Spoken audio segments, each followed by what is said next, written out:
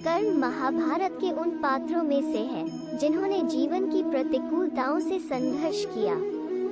सर्वथा योग्य होने पर भी कर्ण को वो कभी नहीं मिला जिसका वो वास्तविक रूप से अधिकारी था। कर्ण का जन्म कुंती को मिले एक वरदान स्वरूप हुआ था। जब वो कुंवारी थी तब एक बार दुर्वासा ऋषि उनके पिता के महल में पधारे। कुंती ने 1 वर्ष तक ऋषि की आदर पूर्वक सेवा की।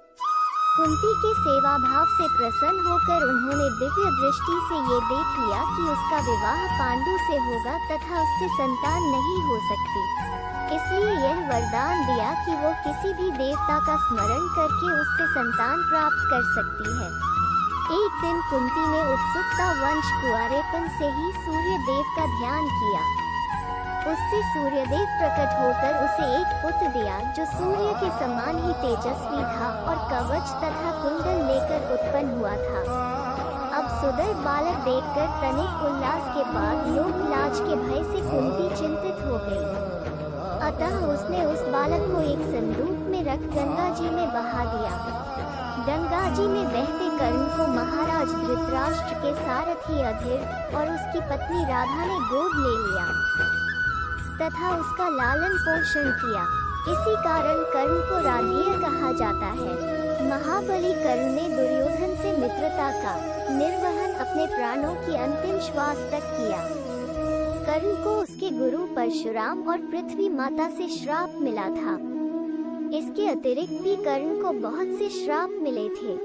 महाभारत में अपनी वीरता के कारण जिस सम्मान से कर्ण का स्मरण होता है उससे अधिक आदर उन्हें उनकी दानशीलता के कारण दिया जाता है।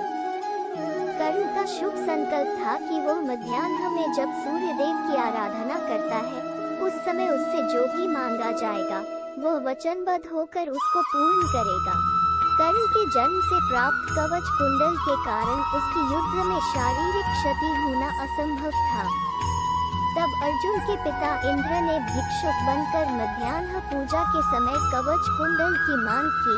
इस प्रसंग में सूर्यदेव द्वारा पूर्व में ही सतर्क करने पर वचनबद्धता पर दृढ़ रहकर आसन भविष्य का पूर्वानुमान होने पर भी इंद्र को कवच कुंडल का दान देना तथा प्रत्युत्तर में वरदान लेने से इनकार करना महाभारत के विविध चरित्रों में कर्ण को सर्वोत्तम स्थान पर पहुंचाता है। इस प्रकार प्राणों की परवाह न करके अपनी प्रतिबद्धता अनुरूप दानशील कर्ण का नाम चिरस्मरणीय रहेगा।